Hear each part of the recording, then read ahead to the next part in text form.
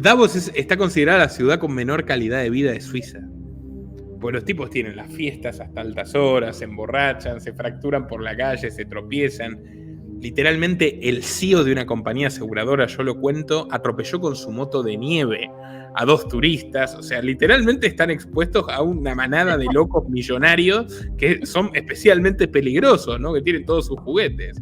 Están reunidos entre 3.000, porque empezaban las reuniones con 400 tipos, ahora son 2.800, 3.000. Están las 3.000 personas que se autoperciben como las mejores del mundo, o como las elites más encumbradas.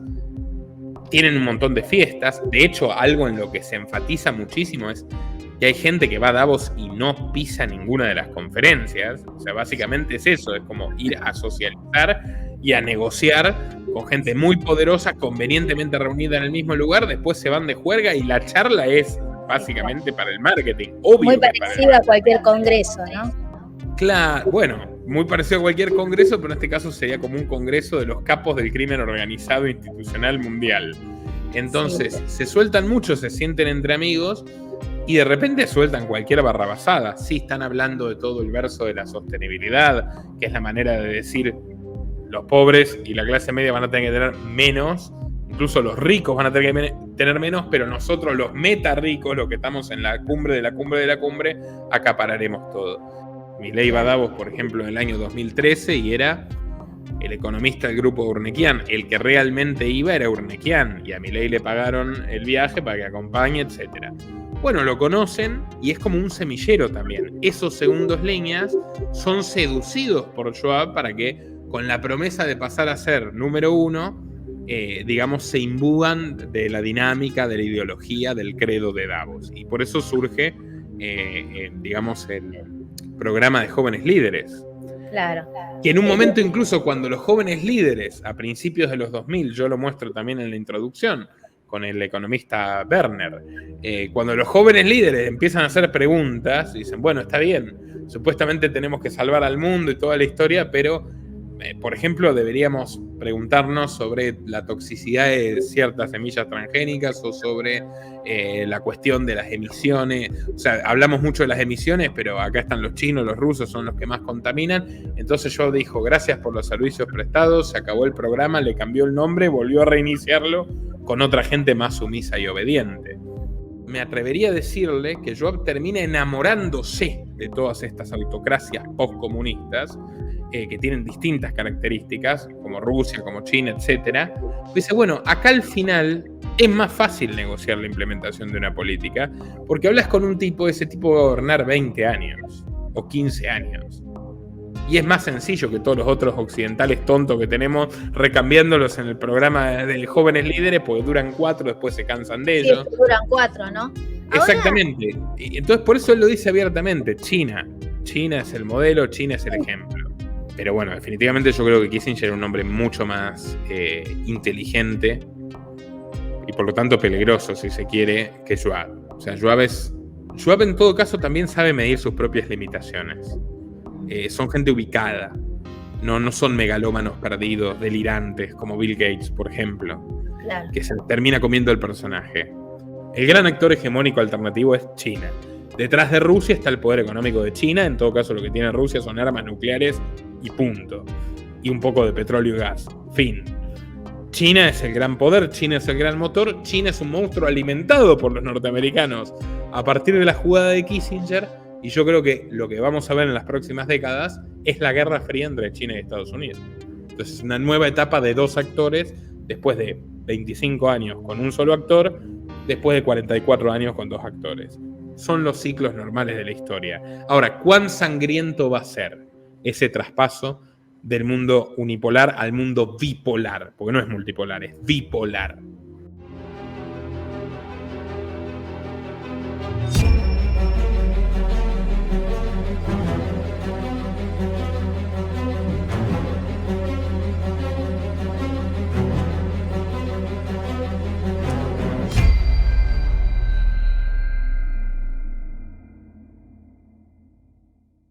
Hola, hola, hola, ¿cómo están todos ustedes? Bienvenidos, esto es Criterio Periodístico y hoy estamos con el gran Nico Moraz. ¿Cómo estás, Nicolás?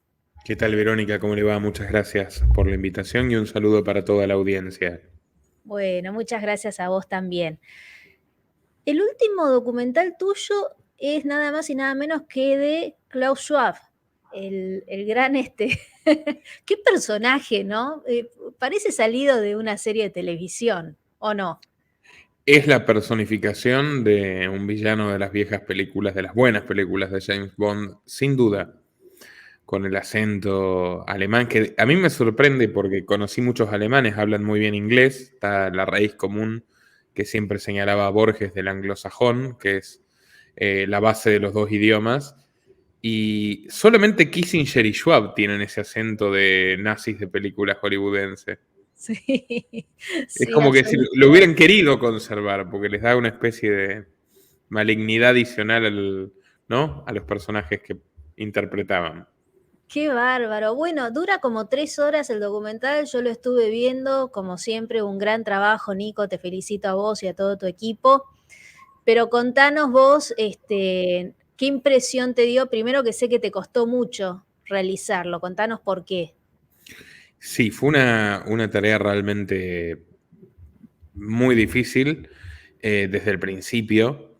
Solo recuerdo haber trabajado tanto más con la realización del Papa Francisco. El documental del Papa Francisco, que en su día llegó a 3 millones de espectadores, fue el trabajo más difundido que hice.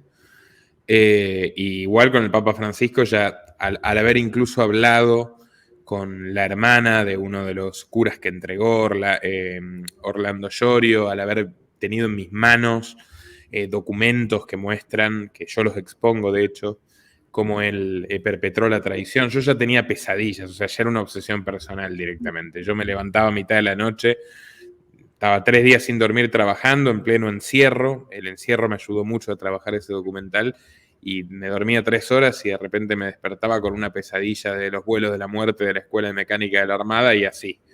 Entonces, después de eso no recuerdo haber trabajado tanto como con Schwab. Ahora, ¿qué pasa? Con Schwab tuve muchos años juntando información.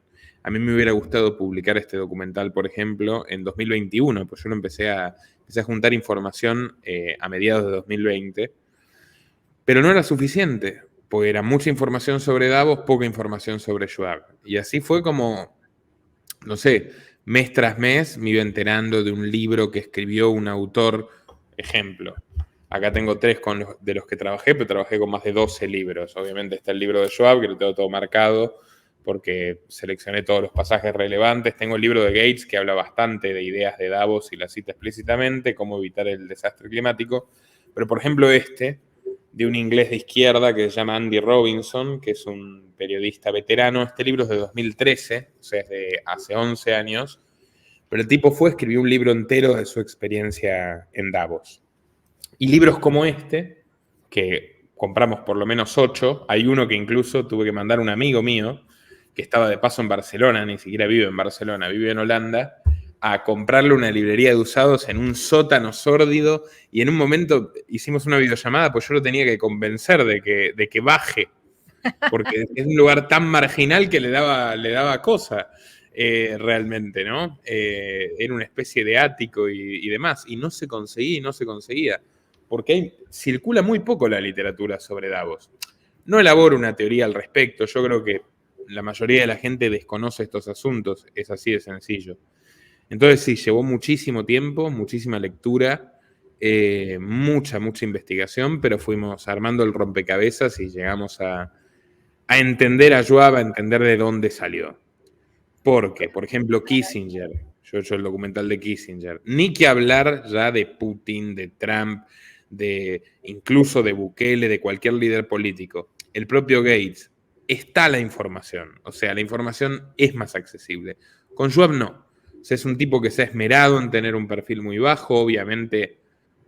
Además como tiene a todos los fact-checkers, entre comillas, en Davos, porque el fact-checking es prácticamente que una idea davosiana, Claro. están todas estas entidades asociadas, casi todo lo que usted va a encontrar es no, Klaus Schwab no desciende de nazis. Y en realidad sí, hay teorías que circulan que son incorrectas. El padre tenía un campo de concentración, por ejemplo. Pero el padre era, efectivamente, un señor que trabajaba activamente con los nazis e intermediando entre los nazis y los bancos suizos, lo cual es Vox Populi, que los bancos suizos fueron, digamos, cruciales. También la Cruz Roja, que estaba en Suiza, fueron cruciales para el escape de los principales criminales de guerra nazi a distintos lugares. Por ejemplo, a Brasil, a la Argentina, que fue un destino predilecto, a Paraguay, casi todo el cono sur quedó poblado por esta gente. Es más, una de las cosas que a mí más me llamó la atención es que Mengele, el famoso médico torturador, que es casi que la encarnación de lo peor del cientificismo, aunque podríamos encontrar algunos ejemplos similares también en los últimos años, claro. Mengele, la ruta de Mengele yo la conozco bien porque casualmente he estado alojado siempre cerca de lugares donde él estuvo. O sea, en Bariloche estuvo, en Paraguay estuvo, y en Vicente López, en un hotel que yo paré en un momento, estaba, literalmente era donde había estado Mengele en Vicente López. Entonces siempre me llamó la atención, Brasil también, esa ruta, yo la tenía presente en mi cabeza. Ahora, cuando me pongo a investigar que Schwab vivió en Brasil, descubro que incluso en la correspondencia de Mengele hay una carta que le envía a los señores, básicamente sería Schwab, pero en vez de W, B corta. Coincide la época, entonces tampoco puedo sentenciar, yo lo dejo claro, que es una sospecha, no puedo sentenciar que tenían correspondencia con Mengele, los papás de Schwab, que se conocían con Mengele, pero podría haber sido. Eran alemanes de la misma época, habían tenido su rol en el Tercer Reich cada uno y estaban en el mismo lugar de Brasil donde está este famoso pueblo de los gemelos, que es un misterio en el mundo, es el pueblo donde más gemelos nacen, y se sabe que la obsesión enfermiza de Mengele con toda la ideología supremacista aria era clonar. Entonces, probablemente en ese pueblo, de muchos descendientes alemanes del sur de Brasil, estuvo haciendo experimentos. Experimentos probablemente menos crueles de los que hacían Auschwitz, pinchándole los ojos a un gemelo para ver cómo reaccionaba el otro, ¿no? Que era más o menos la línea de su investigación. Ahora, es muy interesante ver también cómo Schwab construye su poder a partir de lo que es la Europa destruida de la Segunda Guerra Mundial, que tiene que aprender a lidiar o aprender a entenderse con Estados Unidos como patrón hegemónico. Entonces, son todos imperios, es una etapa de la historia moderna capital, que hay que entenderlo. Son todos imperios que dominaron durante siglos al planeta, en el caso de Inglaterra, Francia, en menor medida Holanda, España hace tiempo que había perdido ese dominio, pero bueno. Y que luego tienen que responder a Washington, que son como los hermanos menores, incultos y prepotentes. Y de hecho todo ese proceso, por ejemplo, por dar una referencia de cultura popular masiva, lo cuenta bien la serie The Crown, la serie sobre los Windsor y la corona británica, que obviamente trata demasiado bien a la realeza y no se mete con asuntos muy espinosos, pero muestra cómo en los 50s y 60s Inglaterra no era realmente aliada de Estados Unidos, era casi una víctima de Estados Unidos. Claro. O sea, Inglaterra, los Estados Unidos los obligaron a descolonizar a cambio del apoyo contra Hitler, y a Francia también, para ellos pasar a tener una influencia exorbitante, por ejemplo, sobre África, o sobre Asia, o sobre los lugares que eran las ex-colonias. Ahí, de hecho, así surge la guerra de Vietnam, que primero es una guerra francesa y después los yanquis le dicen, yo tomo tu relevo. No le preguntan mucho si quieren o no a los franceses, mucho menos a los camboyanos, pero igual a los vietnamitas, pero van, digamos, a reemplazarlos. Entonces, esa Europa estaba en parte sobornada, que son todos los países destruidos por la guerra, especialmente los adversarios. O sea, Estados Unidos invirtió muchísimo del plan Marshall en Alemania, en Japón, en Italia. Supuestamente para que no les pase lo mismo que ocurrió en la Primera Guerra Mundial, que obligaron a Alemania a pagar los costos de la guerra y después, bueno, eso generó un enorme resentimiento y terminó desembocando de alguna manera en el auge de Hitler y en la Segunda Guerra. A Inglaterra no le dan nada. A Inglaterra no le dan ni centavos y eran teóricamente los aliados y los tenían súper acogotados y presionados. Entonces, esa Europa convulsionada, que siente que se está desintegrando, tiene una clase dirigente también que dice, yo ya no sé qué rol estoy ocupando en este mundo, en este tablero mundial, y ante esa angustia, esa, entre comillas, obligación para subsistir que tienen de alinearse con los norteamericanos, aparece primero el Club Bilderberg, fundado por los Rockefeller, que de hecho se reunieron hace poquito, terminó la reunión ayer. Sí. Y luego Davos. Ahora, Davos surge sobre la misma premisa de Bilderberg. Hay que tratar de hermanar los intereses de la clase dirigente europea con la norteamericana, hay que tratar de generar cierta armonía para que esta alianza se mantenga. Esa era la premisa de Bilderberg. Y Schwab usa eso, agita eso. Pero no le funciona tanto, porque ya estaba Bilderberg, entonces ya había algo original. Y yo creo que él se da cuenta ahí de que tiene que globalizarlo, tiene que mundializarlo. Y esa es la gran diferencia de Davos. Que él ya empieza a tender puentes naturalmente con soviéticos, con comunistas chinos. Yo lo cuento en el documental, leo la cita literal de un libro. Los chinos no conocían a nadie. Literalmente dice el libro, ni nadie conocía a los chinos. Pero era como que le agregaba un incentivo exótico a muchos inversores para ir. Y por otro lado, cuando el mundo, en gran medida diseñado por Kissinger, recordemos que Schwab es discípulo de Kissinger, Schwab viaja a Estados Unidos a estudiar específicamente en el seminario de Kissinger en Harvard. Bueno, a partir de que Kissinger diseña la doctrina G2, que es la construcción de China como superpotencia también para disminuir el poder de la Unión Soviética en alianza con Estados Unidos, bueno, a partir de ahí Schwab, digamos, es el único lugar donde un gerente europeo va a poder ir a reunirse con un político comunista chino sin necesidad de viajar a China. Davos.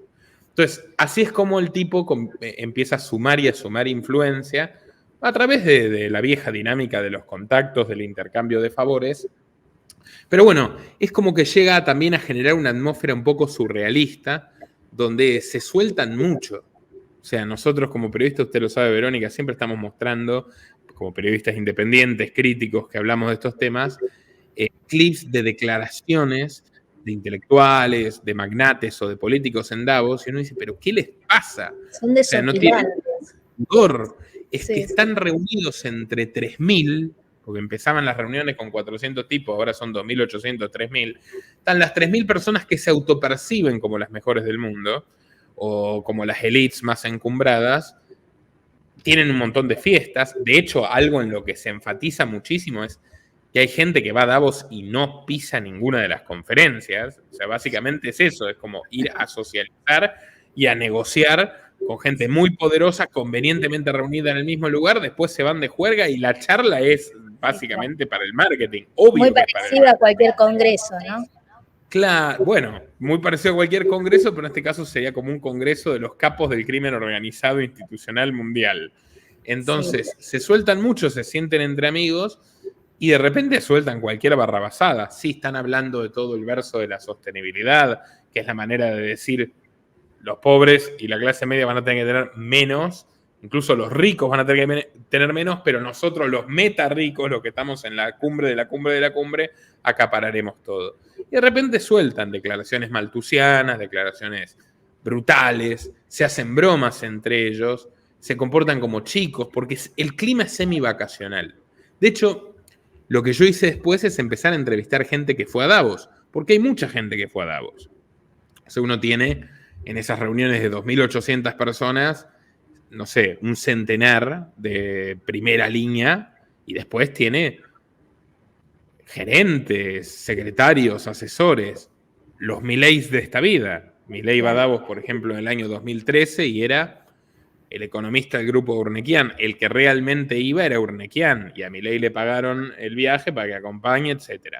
Bueno, lo conocen y es como un semillero también. Esos segundos líneas son seducidos por Schwab para que, con la promesa de pasar a ser número uno, digamos, se imbudan de la dinámica, de la ideología, del credo de Davos. Y por eso surge, digamos, el programa de jóvenes líderes. Claro.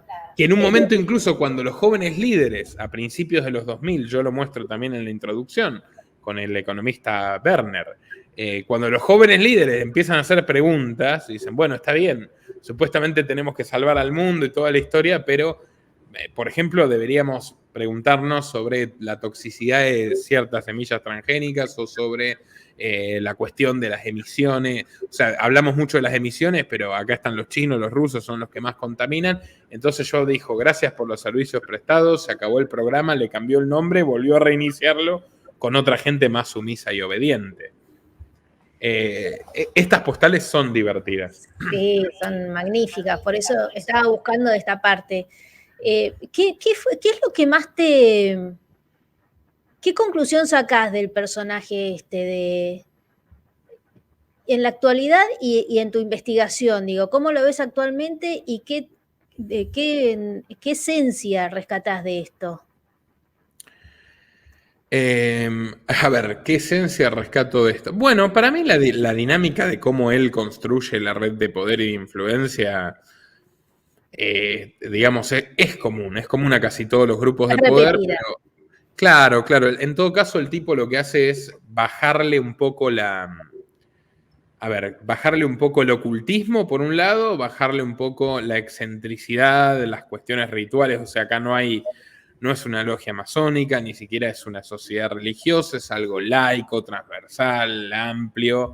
Como le digo, desde el primer momento está condimentado con la idea de ir a ver un gran paisaje, esquiar, la montaña, la naturaleza, las fiestas, los tragos que están presentes todo el tiempo. De hecho, yo en un momento le empecé a poner clips humorísticos al documental, está lleno de pequeños Sí, clips. veo varios de los Era una manera también de lidiar yo con eso, digamos, que esto es tan pesado, la verdad, pero no por aburrido, sino es tan denso el ambiente en el cual están metidos, que es una conspiración constante. Bueno, y ellos también, ellos lo llenan de esa frivolidad. De hecho, a mí me sorprende, porque hay periodistas que han ido, por ejemplo, Linda Grayton, que publica un artículo. Yo me traté de contactar con esta señora, obviamente no quiso saber nada, no fue de las personas que querían hablar conmigo. En la London Business School, las 10 cosas más extrañas que me sucedieron en Davos este año, fue a Davos 2012, y cuenta lo contenta que estaba de haberse cruzado a Bill Gates en un ascensor. O lo increíble que le parecía tener al líder sindical del Reino Unido, Ed Miliband, que era supuestamente un peligro para los conservadores, un sindicalista muy de izquierda, y el sacerdote budista Matthew Ricard a su izquierda, ¿no? Cuenta también cómo se le rompió la muñeca a una señora, una CEO con la que estaba, digamos, paseando por Davos, pues se resbaló con el hielo. Y se queda con esa experiencia. En un momento dice, conocí a Drew Houston, el tipo que inventó mi pieza tecnológica favorita, Dropbox. Tiene 27 años y tiene 4.000 millones de dólares. ¡Qué maravilla! Y también cuenta que estaba buscando a Mick Jagger, pero no lo encontró y tampoco lo encontró a Bono. Entonces, si una periodista, una académica, alguien que tiene estudios avanzados, va a Davos y la experiencia que puede retratar es esta, bueno, uno se da cuenta también, ¿no? Porque hay tanto silencio. O sea, con una caricia en la cabeza y unos caramelos y una copita de coñac y que se crucen a Bill Gates en el ascensor, quedan contentos como si hubieran conocido, no sé, a su actor de Hollywood favorito. Sí, bueno, anda allá ellos, ¿no? Pero ¿a vos qué sensación te da este personaje? De esta investigación, el documental dura más de 3 horas 34, pero ¿qué impresión te deja toda esta investigación?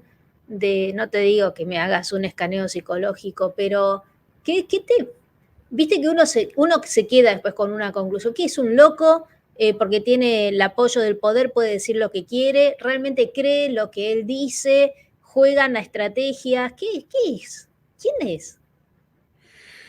Y es como una gran síntesis. O sea, él ha ido logrando paulatinamente aumentar y aumentar la influencia suya, de sus comités. En gran medida es como que oficializan el consenso de las élites en varias cuestiones. Y se ha involucrado de manera directa en ciertos procesos muy particulares. Por ejemplo, del mismo modo que él se empieza a inquietar por construir todo esto en los 70s, en una década crítica de la Guerra Fría, donde no se sabía para dónde iba el mundo, en el contexto de la crisis del petróleo, etc. Él después también trabaja de manera muy intensiva, es como que en los 80s está más en piloto automático, y en los 90 se involucra personalmente de manera obsesiva con Rusia, se instala en Rusia cuando cae la Unión Soviética. Ahí tiene la estatua de Lenin, yo señalo mucho eso, la estatua de Lenin en la oficina, las influencias socialistas de su pensamiento.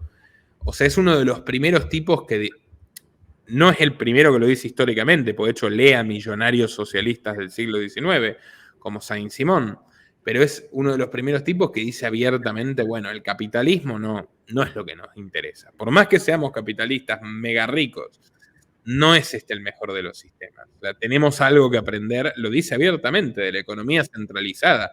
Por ejemplo, cuando elogia a Xi Jinping hace poco, todo esto lo empieza a hacer en los 90. Y dice, bueno, vamos a ver por qué cayó la Unión Soviética y en el fondo por qué podría no haber caído, digamos, porque cómo podemos reinventar esto adaptándose a nuestros intereses.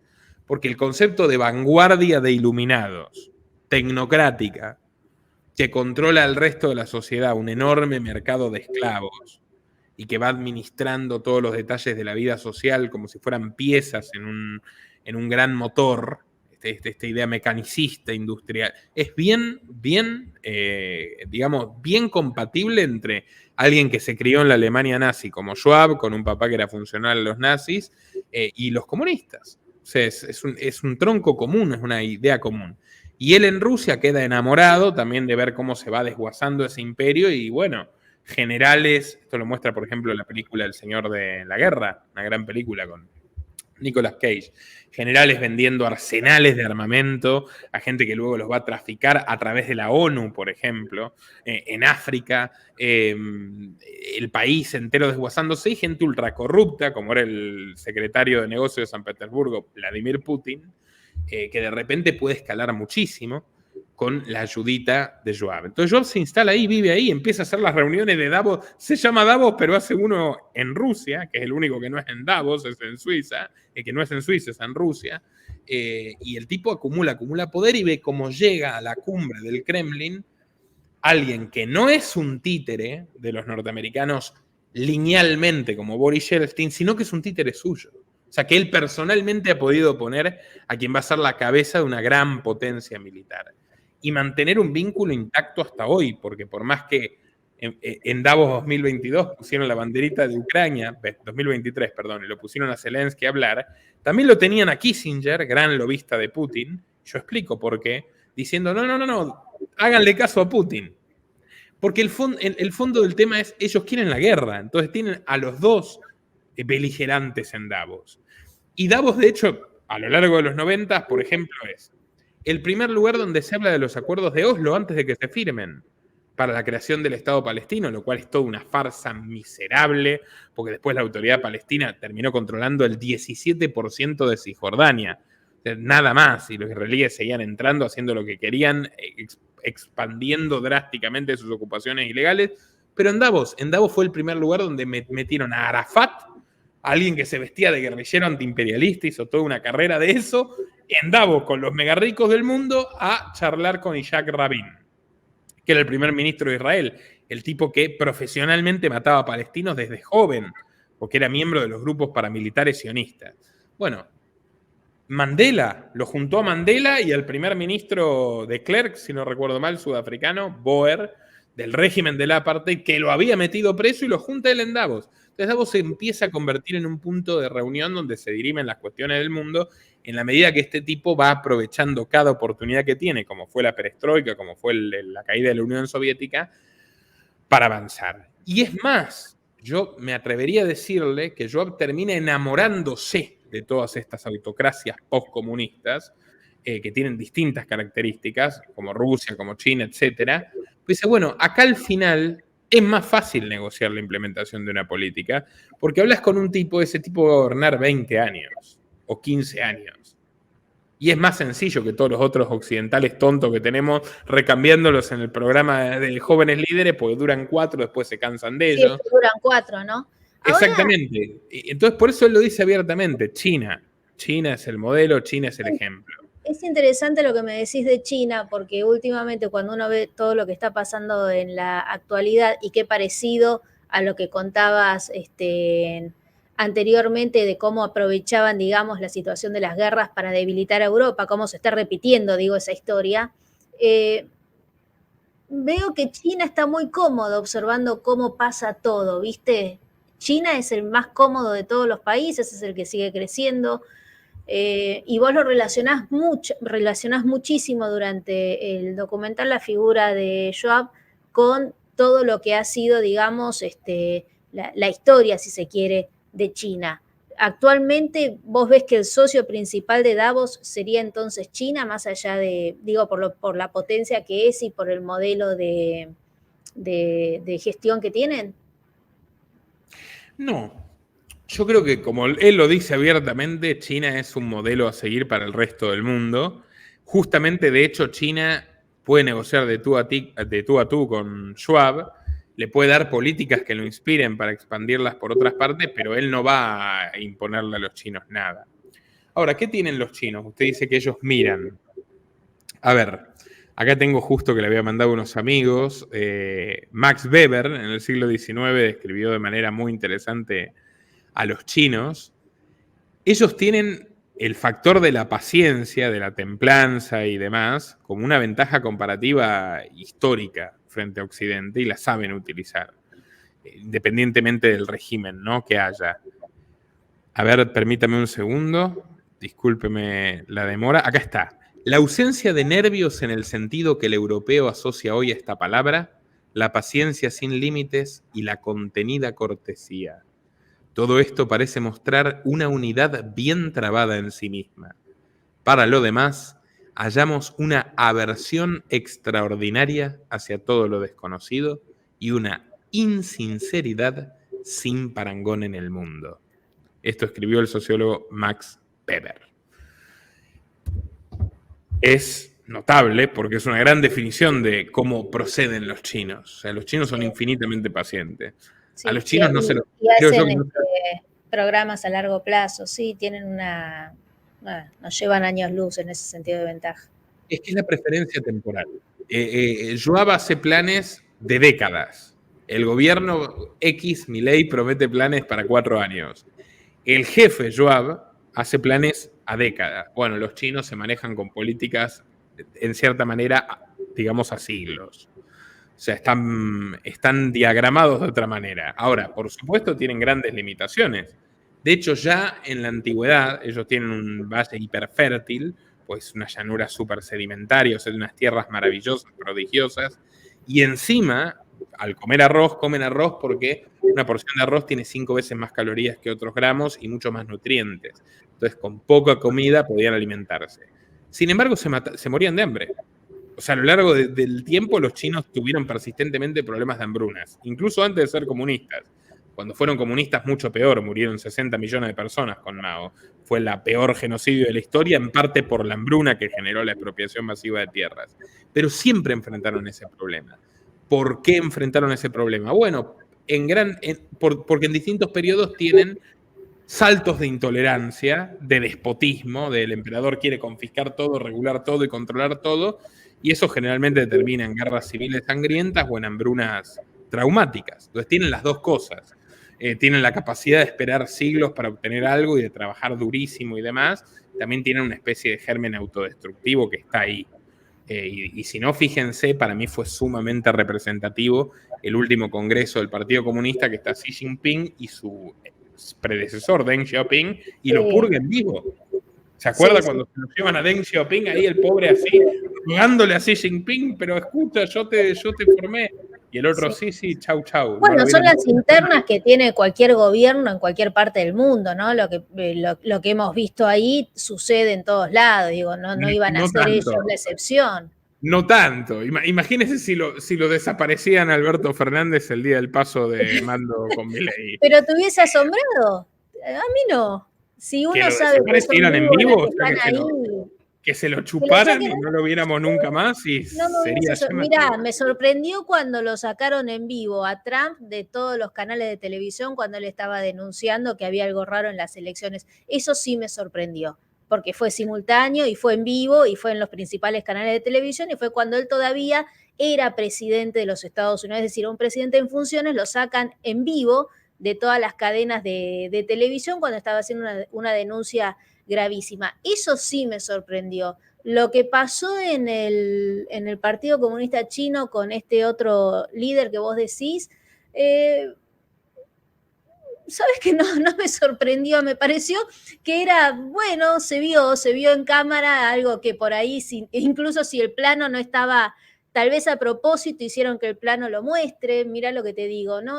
Claro que sí. Sí, claro, fue a propósito, sí. Es que es una, por supuesto, es la función básica del terrorismo de Estado. O sea, si le pueden hacer esto al anterior presidente, se lo pueden hacer a cualquiera. Se lo hicieron a Jack Ma, que era el hombre más rico de China, de Alibaba, y el tipo le quitaron todo y lo mandaron a trabajar de Sí, claro. bibliotecario. Sí, sí, sí, sí, sí. Y cuando usted dice, me sorprende lo de Trump, bueno, claro, le sorprende porque ocurrió en Estados Unidos, donde se supone que hay una ilusión de libertad y una enmienda que habla de la libertad de expresión y una subdemocracia que es supuestamente la más antigua. Por supuesto, todos sabemos, o su audiencia sabe, mi audiencia sabe, que hay mucha mentira en todo esto y cada vez queda más claro. Pero es justamente lo que usted dice es el rumbo del modelo chino. Eso ocurrió el mismo año donde Job dijo el modelo a seguir es China. O sea, ellos están cansados de la democracia, están incluso cansados de la farsa de la democracia y ellos han sabido hackearla perfectamente. O sea, se va Alberto Fernández, un gobierno que tuvo de ministro de Economía una persona, Martín Guzmán, que no tenía experiencia ninguna, ni en el sector privado, o sea, no gerenció ni un kiosco, ni en el sector público, no fue ni secretario de una municipalidad. ¿Cómo ese tipo llegó a ser ministro de Economía? Davos. Un joven líder de Davos. Otro joven líder de Davos, Lustó, que ahora es un paracaidista que de repente dirige al partido más antiguo de la Argentina, que hay en pie, que es la Unión Cívica Radical, y él no era radical, él era el ministro de Cristina Kirchner, de la 125. Massa también. Que ahorcó. Sí, Massa no es un miembro orgánico de Davos, pero ha ido. De hecho, en Davos, Biden, que era vicepresidente de Obama, se abraza con Macri, que era presidente y que había llevado a Massa. ¿Se acuerda cuando estaba ese pacto Macri-Massa? O sea, aquí estoy con el presidente, yo lo muestro en el documental de Joe. Aquí estoy con el presidente de Argentina y aquí estoy con el futuro presidente de Argentina. Porque yo siempre estuve el proyecto demócrata de que Massa llegue a gobernar y hubo un enorme despliegue de apoyo explícito en su último año como ministro de Economía. Bueno, y ahora hay un tipo que literalmente es también un miembro de Davos desde que no lo conocía nadie, ni en su casa, y que el primer destino que elige para viajar, con dinero de todos, Milei, es Davos. De hecho, la ruta que hizo es una ruta muy reveladora de lo que realmente es el poder. Y, a ver, un tipo que gobierna con minorías parlamentarias, por más loco que finja ser, no está nada loco si sabe que tiene que ir primero a Davos, después al Vaticano y finalmente a Israel. ¿Qué es lo que hizo? Ir a Davos a que yo hable, acaricie el pelo y salude a la mascota, que es exactamente lo que hizo, en vista de todos, que es un mensaje, que es yo no soy tan antisistema, mírenme, estoy acá, nunca me fui. Ese es el mensaje real, por más que él vaya a hablar de la batalla cultural. El mensaje real es, tranquilos los que tienen que estar tranquilos, la farsa y el circo es para el vulgo. Después, a ir a pedirle disculpas a Francisco, que una de las pocas cosas buenas que hizo en su vida Milei es declararlo como un representante del maligno en la tierra, con lo cual puedo adherir enfáticamente, y fue a pedirle disculpas, a arrodillarse literalmente, él que se está convirtiendo al judaísmo, y además decirle que venga a la Argentina, que él va a ser su bastón humano. Y finalmente, con el criminal de guerra Netanyahu, que está en Israel, ya su condición de criminal de guerra universalmente reconocida y con pedido de captura internacional. Pero bueno, son tres focos de poder muy importantes. Y el primero que fue Davos. ¿Qué tanto poder tiene este personaje? ¿O es una figurita de presentación? Es muy diplomático, Schwab. Por ejemplo, Trump, yo lo muestro en el documental, mucho discurso. Diplomático me suena que no tiene poder, ¿eh? Me suena, es un títere más. ¿O tiene algo de poder, Schwab? No, tiene mucho poder. Porque títere de quién? O sea, realmente el poder es influir sobre los que ocupan transitoriamente los cargos, influir de manera decisiva. Y Schwab ha influido de manera decisiva en todos estos personajes. O sea, él ha logrado tener esa especie de consejo de soviet de intelectuales como Atali, como Harari, que van bajando línea y tiene adoctrinados a los personajes que se convierten en presidentes. Como cuando Milei dice, lean los libros de Harari. ¿Dónde conoció a Harari? En Davos. Entonces, la capacidad que tiene de influir es decisiva, como Henry Kissinger. Son gente que tiene mucho poder y no lo expresa de manera eventualmente tan brutal. cuando todos los elitistas progres estaban con Trump, es de cuadro. ¿Cómo va a ganar Trump? Trump nunca va a ganar. Schwab lo siguió tratando con mucho respeto, lo invitó a Davos con mucho respeto. Trump dijo, hacen un trabajo fantástico y formidable, y lo apuñalaron por la espalda con la crisis del 2020, pero de hecho, él había empezado la crisis de 2020, inventada por el web, lo cual demuestra lo que es tener poder, por el evento 201, que a partir de ahí yo me empiezo a involucrar en Davos. Antes yo creía que Schwab era un maestro de ceremonias y que era una pantalla, un ventanal, una fiesta de variedades que se hacían todos los años y no le prestaban ninguna atención. Ahora, un 19 de octubre de 2019, los tipos se juntan y hacen un simulacro de pandemia de coronavirus y 40 días después hay una pandemia de coronavirus. Sí, con todo lo que ellos habían anticipado que se claro. hizo realidad. Tal o sea, cual son muy visionarios, ¿no? Si somos generosos. Entonces a partir de eso, había empezado la crisis, empezó la crisis, y Trump fue el orador principal de Davos. En ese Davos, o sea, literalmente el Davos de enero de 2020, 20 de enero, si no me acuerdo mal, está hablando él diciendo, fabuloso trabajo, Klaus, y en un momento diciendo, sí, a mí también me preocupa mucho el medio ambiente. Y se lo sacaron de encima, definitivamente se lo sacaron de encima, entre muchas otras cosas que lograron con la crisis de 2020. Entonces sí, es un tipo que tiene poder y es un tipo que lo administra inteligentemente, y en eso se parece un poco más a los chinos. Sí, acá con el señor Burns. Sí. Nico tiene poder y se lo respeta dentro de esta casta de élite, digamos, igual que a Kissinger. Es un tipo que... Pero no sé, decime vos si es correcta esta impresión que tengo. Sí, él es un sucesor de Kissinger de alguna manera. Y siempre fue muy agradecido con Kissinger. De hecho, le cantó el cumpleaños número 99. Yo pongo el clip ahí, Dear Mr. Kissinger, Happy Birthday Mr. Kissinger, todo muy teatral. Pero bueno, definitivamente yo creo que Kissinger era un hombre mucho más inteligente y por lo tanto peligroso, si se quiere, que Schwab. O sea, Schwab en todo caso también sabe medir sus propias limitaciones. Son gente ubicada. No son megalómanos perdidos, delirantes, como Bill Gates, por ejemplo. Claro. Que se termina comiendo el personaje. Porque esta gente está sometida a las leyes que cualquier ser humano. También tienen una esposa, también tienen socios, también tienen enemigos poderosos. Por ejemplo, Gates. Gates siempre fue un gran amigo de Warren Buffett, íntimo. Socios en todo. Warren Buffett, socio de Giving Pledge, su gran iniciativa filantrópica. Literalmente fue el tercer administrador de la Fundación Bill y Melinda Gates durante un tiempo. Pero Buffett es un tipo prudente, le llaman el oráculo de Omaha, es un tipo que lleva toda la vida invirtiendo, un montón también ante un montón de excentricidades, un montón de inmoralidades. El hijo, de hecho, es el principal financista de Bukele, el hijo de Buffett, y es republicano y ha sido incluso sheriff republicano, pero no llega a lo que llega Gates. Cuando dice, bueno, este tipo ya está totalmente ido, él deja todo, renuncia a todo, se separa de Gates. Melinda hizo lo mismo, yo estoy por sacar un video, la esposa en un momento dijo, bueno, este barco se hunde, o sea, este tipo está muy mal. Sí. Y convenientemente, de hecho, Melinda sale de la fundación cuando estalla el escándalo de cierto producto, de cierta compañía anglo-sueca, en la cual invirtió decisivamente Gates y que nos dio la razón a todos en muchísimas cosas que hemos dicho. Entonces, también la virtud que han tenido Kissinger y Schwab es mantener cierta prudencia. Cosa que a otros no. O sea, Gates y compañía los pierde el mesianismo, los pierde creerse más de lo que realmente son. Ahora, si me permite, Verónica, yo le había prometido, tengo algunos extractos acá de lo que quedó afuera del documental. Que me si querés lo compartimos, si lo tenés, ¿dónde podemos compartir pantalla si quisieras? Sí, es básicamente texto, algunas anotaciones que yo tenía acá, se las comparto sin problema, a ver.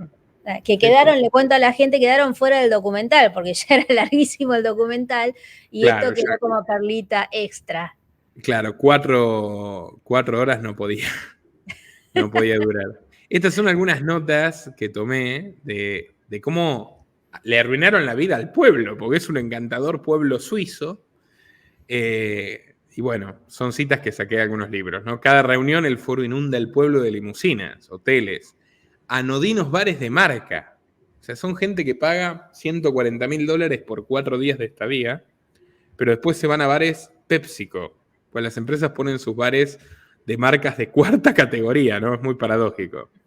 Apartamentos de alquiler a un precio desorbitado, mientras los estudiantes tuvieron que desalojar sus pisos. Claro, hay un instituto tecnológico en Davos que no tiene que ver con Schwab, irónicamente, y tienen como, no sé, la gente que va a estudiar a la UBA o a la Universidad de La Plata, por citar ejemplos de Argentina, tienen todos los estudiantes que viven ahí, se tienen que ir, porque cuando viene la gente de Davos, los dueños alquilan los apartamentos a precios muy altos, lo cual es lógico, me parece bien, pero el punto es, Davos está considerada la ciudad con menor calidad de vida de Suiza.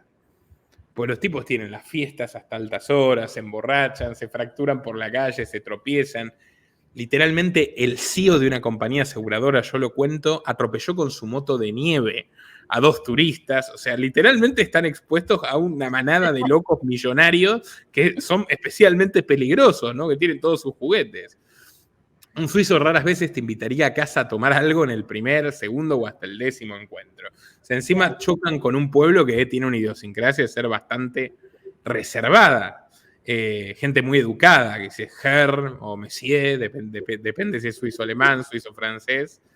Y acá vienen todos los yanquis con esta tendencia que la cuenta Lustó. Yo pongo el testimonio de Lustó directamente, Martín Lustó, que también estuvo en Los Jóvenes Líderes, de hacemos todos nuestros trabajos de equipo y nos tiramos en los brazos del otro a ver si nos agarran. Y andan haciendo todo este circo permanentemente por un pueblito tradicional de 20.000 habitantes, de gente bastante tradicionalista, conservadora, que está en el cantón hace generaciones. Y bueno, literalmente fue una invasión. De hecho, se generó un éxodo masivo, como el 25% de la gente del pueblo huyó. Hay añoranza por los viejos valores suizos de comunidad y cohesión social.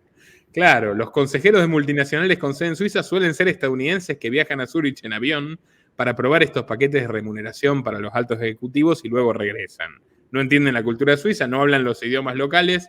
Pese a haberse especializado en atraer a las fortunas globales, Suiza siempre ha sido tradicionalmente una sociedad bastante igualitaria.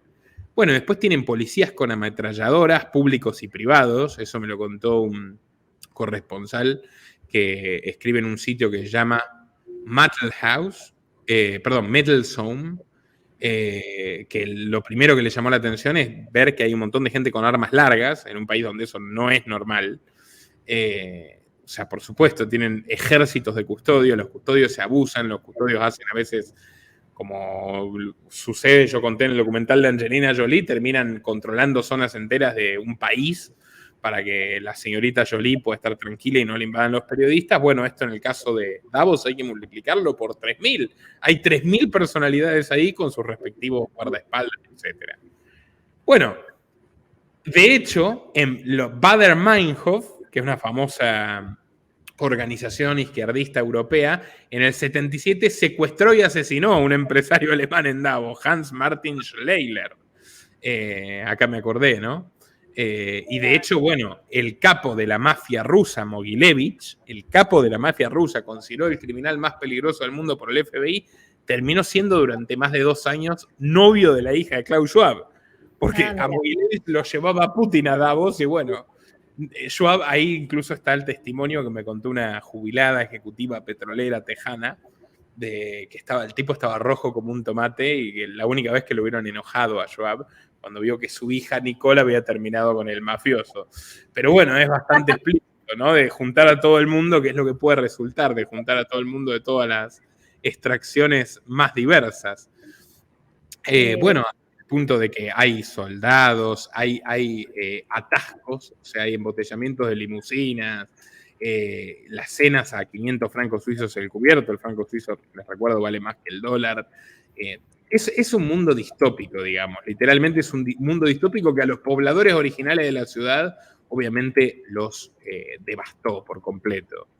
De hecho, es curioso porque Davos, y acá retiro ya porque están todos los apuntes más o menos, listo. Davos era una ciudad donde tradicionalmente viajaban los enfermos de tuberculosis y distintos problemas respiratorios de toda Europa a curarse. De hecho, hay un libro prodigioso La montaña mágica de Thomas Mann. Yo uso muchas citas de ese libro, que de hecho Thomas Mann, que era un escritor alemán, escribe en un momento donde está muy apesadumbrado por el rumbo en el que va el mundo, en el contexto de la Primera Guerra Mundial. Él había sido nacionalista, después se arrepiente de eso, porque ve hasta dónde llevó el encarnizamiento en el nacionalismo y las diferencias, matando un montón de gente. Pero también es ahí donde se propone como solución el gobierno mundial, Woodrow Wilson y compañía. Y en ese contexto, Mann escribe un libro bastante existencialista, no es un libro de denuncia política explícita, pero hay una especie de alegoría, una analogía de lo que está ocurriendo en la Europa de ese momento. La montaña mágica es la historia del joven alemán burgués Hans Kanstorp, que, bueno, de repente se va a un sanatorio suizo, tiene distintos malestares fundamentalmente psicológicos, leves, y él se va a pasar un par de semanas y a reponerse. Se queda 7 años. O sea, le encanta el lugar, le encanta el paisaje, le encanta que la gente que está encerrada en ese hotel sanatorio está totalmente desquiciada, es excéntrica como él, y no tiene ganas de volver, porque es como la evasión, elige la evasión, elige evadirse de ese mundo en el que vive, de esa rutina burguesa, de tenés que tener hijos y trabajar y ahorrar y tu vida entera ya está predestinada, y él en Davos es como que se abstrae de toda responsabilidad hasta que finalmente la catástrofe, que es la Primera Guerra Mundial básicamente, la catástrofe termina llegando a Davos. Es como que él huye del destino y el destino lo va a buscar. Y a mí me parece muy, muy divertido que justamente 50 años después del libro La montaña mágica, en Davos, donde había también famosos manicomios, donde estuvieron internados Nietzsche y Guy de Maupassant, justo en Davos haya elegido Joab para hacer esta reunión, que de alguna manera podríamos considerarla que es una reunión manicomial, que es una reunión donde están las dos empresarias más importantes de España, la directora del Corte Inglés, gran cadena de supermercados, y Ana Botín, la banquera de Bilderberg, que además es número 1 de Argentina y de México, con Banco Santander, manejando un auto con Elton John detrás. O sea, con Elton, porque conocieron a Elton John y Elton John les canta las canciones de Elton John. O sea, son instantes bizarros. Sería todo muy divertido si no fuera porque hay políticas despóticas que diseñan acá y se imparten al resto del mundo. Y la gente como Elton John, o como Bono, o como Angelina Jolie, los publicita. Entonces es el gran centro donde incluso se gestiona eso. Claro. ¿Quiénes y cómo van a publicitar medidas impopulares? Sí, claro. Bueno, me acuerdo Nadal también hacía lo mismo, ¿no? Y después le pasó lo que le pasó con su salud. Pero Nadal tiene imágenes de un partido jugando con Bill Gates, por ejemplo. No sé si estaba Joab, ahora no me acuerdo. Sí, completamente. Completamente. En su momento hice un video entero sobre ese tema de Nadal. Sí, hasta los deportistas tienen su papel. Es muy ilustrativo. Realmente es muy ilustrativo. Es el cambalache, ¿no? Es la Biblia y el calefón. Ah, mira esta imagen. Es sacado de...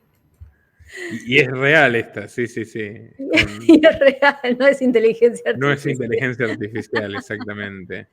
¿Qué crees que va a pasar con este hombre después de lo que fue el último fracaso de Davos? Porque ha sido un fracaso, pero si ellos quieren lo continúan, ¿no? Pero nosotros sabemos a ciencia cierta que, primero que nada, somos los que más consumimos este tipo de información. La gente promedio ni sabe lo que es Davos, ni sabe quién es este personaje. Nosotros estamos bastante atentos. ¿Qué pensás que va a pasar con el Foro Económico Mundial después de lo que fue la última reunión, que fue un desastre, ¿no? En cuanto a la cantidad de gente y a la bajísima repercusión, incluso artículos periodísticos que hablaban de su debacle? Yo no sé si es exactamente una debacle, al contrario, yo creo que tienen en parte la sensación de tarea realizada.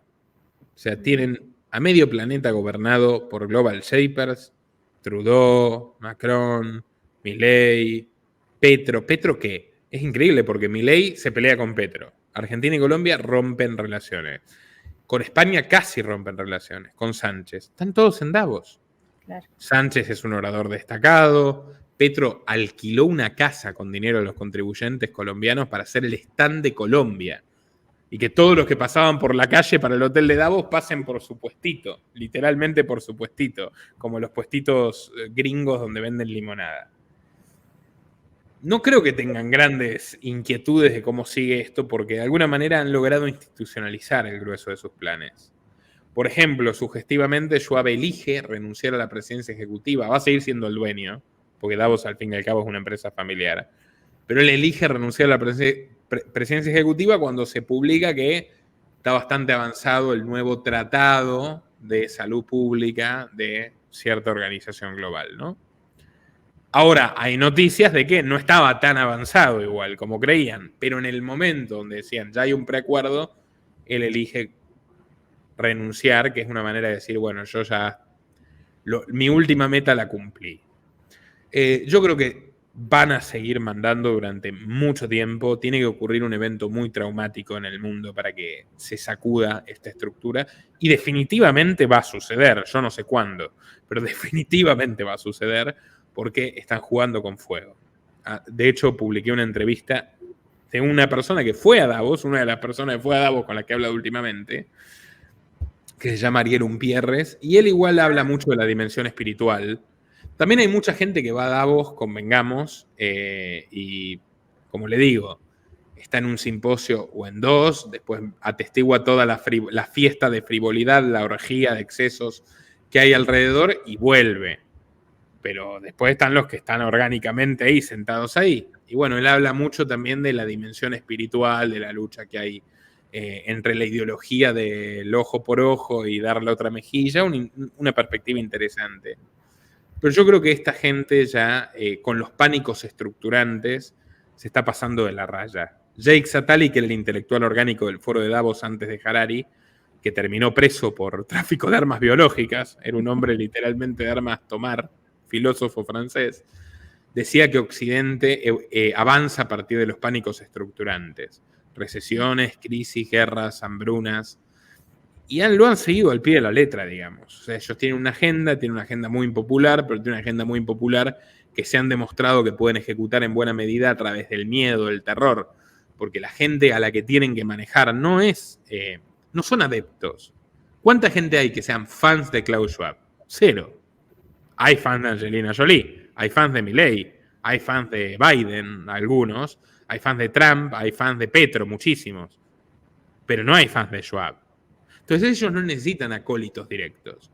Ellos necesitan gente que pueda manipular a través de títeres, como todos los políticos que nombramos, y ellos necesitan que la gente indolente, que la gente indiferente, que es la absoluta mayoría, muchos más que los fanáticos de un político, se movilice cuando se tiene que movilizar. Y el miedo es el vehículo. Ahora, si uno golpea y golpea y golpea en el miedo, tiene dos riesgos. Uno es que en un momento la gente deje de tener miedo. ¿Qué es lo que de hecho pasó? Que si por ello fueran, para mí nos mantenían encerrados hasta hoy, 2024. Pero llegó un momento donde hasta las ovejas dijeron hasta acá. Y ya está.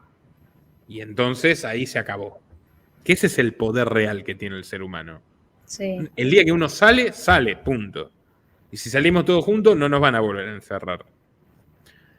Y el otro riesgo que corren es terminar de enloquecer a muchas personas, tanto cuadros intermedios, es decir, personas poderosas, como gente de a pie. O sea, si ya la bombardeás con tus locuras, que implica empobrecerlos progresivamente, hacerlos cada vez más dominables, tenerlos cada vez más controlados, censurar a los que se quejan, pasa lo que pasa con cualquier régimen opresivo. Tarde o temprano hay una rebelión. La tuvieron en Sri Lanka. En Sri Lanka impusieron su plan de agricultura orgánica, porque eso es también lo que tiene. O sea, no se puede producir sin transgénicos para millones de habitantes. Entonces, el punto es encontrar el equilibrio medio de que sea lo sano, lo competitivo, que no es un monopolio de Monsanto. Pero bueno, en Sri Lanka dijeron, vamos a jugar a la agricultura orgánica y volver al feudalismo porque el ecosistema, bla, bla, bla. A los 3 meses tuvieron la hambruna más grande del siglo XXI, tenían un montón de gente muriéndose literalmente en las calles, se rebelaron y el primer ministro y el presidente que habían estado en Davos anunciando el cumplimiento del proyecto de Davos 3 semanas antes tuvieron que huir del país. Literalmente tuvieron que escaparse y vimos las postales maravillosas de los manifestantes bañándose en la piscina de la mansión. Sí, ingresando, ¿no? Llevándose todo lo que podían. Claro. Sí. De quien los gobernaba hasta hace poco. Entonces, eso también les puede pasar a nivel mundial. Así que bueno, a la expectativa, como siempre, de qué ocurre, ¿no? Somos testigos privilegiados de una época muy particular, estimada Verónica. ¿Crees que hay un relevo de este tipo de personajes? Bueno, Kissinger finalmente murió, a Soros no sé cuánto le queda, está bien, van teniendo sus descendientes, pero de todas formas puede llegar a haber una situación ahí de, no sé si de recambio, pero Generacional. sí, pero además con algún estilo de desequilibrio, ¿no? Porque ellos eran verdaderos armadores de todo lo que conocemos, pero no sé los que los que van a poner en su lugar qué tanta experiencia tienen, porque como ya recibieron todo muy, muy ya tejido, entonces, ¿qué visualizas? Bueno, mire, por ejemplo, ahora que él renuncia a la presidencia ejecutiva, designa a Borge Brende, que fue canciller noruego, que estaba en México sugestivamente en plenas elecciones, y que es el histórico número 2 de Joab. Pero ¿qué pasa? Es una persona sumamente gris, sumisa, sin mucho criterio propio y que le ha resultado muy obediente. Entonces, para mí, de alguna manera, es un testaferro. Ocupa el rol que en las Open Society estuvo ocupando Lord Mark Malloch Brown, que también fue vicecanciller de Inglaterra, fue vicesecretario general de las Naciones Unidas y que es la histórica mano derecha de Soros. Entonces, es un periodo de transición. Quizás, posiblemente, luego venga o el hijo de Joab, del que no se sabe demasiado, yo lo he escuchado hablar, no es muy articulado que digamos, o la hija, Nicole, que es la que tiene quizás más desparpajo. No en vano estuvo con el capo de la mafia rusa, que era el delincuente más peligroso del mundo en teoría, cuando era una veinteañera y que ahora está con fondos ecológicos y demás. Sí. Entonces me imagino esa sucesión. Y sí, definitivamente decae el nivel intelectual. Schwab no es Séneca precisamente, pero es un tipo de mundo, es un tipo viajado, de gente del siglo XX, muy vivida, bastante leída, por más que sus lecturas no sean las mejores. Ni que hablar ya Kissinger. Kissinger debe haber sido probablemente una de las personas más inteligentes del planeta. Lamentablemente su inteligencia fue empleada para el mal. Y en el caso de Soros, por ejemplo, lo tuvo a Mark Malloch Brown, que es un hombre muy eficiente. De hecho, es la cabeza de Smartmatic. Él mismo armó su negocio de conteo de votos, ahí para complementar las revoluciones de colores de George Soros. Y ahora va a terminar todo en manos de Alexander. Y uno lo ve a Alexander y se da cuenta, número uno, que no es como George Soros, que estudió con Karl Popper en la London School of Economics. No. Que no, o sea, le falta la cultura general, le falta el entendimiento del mundo, pero tiene la misma ambición y encima es prepotente, cosa que Soros no. Soros es asquerosamente cínico, pero no es prepotente. Soros por eso dejó de dar entrevistas, como aquella entrevista de la CBS del 98, donde le dice, usted entregó a judíos en la Segunda Guerra Mundial. Sí, yo no lo hacía. Y si no lo hacía otro, y no siente con una culpa. sonrisa. Bueno, Alex es como que más calentón, diríamos en la Argentina, mecha corta. El otro día estaba diciendo, hay que decirle a Trump, ahí abiertamente, lo dijo en una entrevista, que es un criminal convicto. Hay que repetir permanentemente, criminal convicto, criminal convicto. Y terminó la entrevista y publicó en Twitter, los demócratas tienen que decirle a Trump criminal convicto. No funciona así, no es el estilo sutil de Soros, de Schwab, del cheque debajo de la mesa, de primero te lo sube un diario que yo financio y después el político se hace eco del diario. No, es más la inmediatez, ¿no? Es más millennial Alex Soros. No creo que sea bueno para los proyectos hegemónicos que le dejan los papás. Así que, en todo caso, eso va a ser bueno para nosotros. Creo que se van a terminar chocando contra la pared más temprano que tarde y tal vez tengan que surgir otras figuras, ¿no? Que los reemplacen. Y hablando de recambio de personajes, muere la reina Isabel, ahora está Carlos y hay adelanto de elecciones en Reino Unido con Rishi Sunak que también llegó a los golpazos. Ahí también está pasando algo, ¿no? Con todo esto. Sí, Inglaterra es un caso que la verdad me encanta. Dos temas que me ha gustado muchísimo investigar son el Vaticano y la nobleza británica.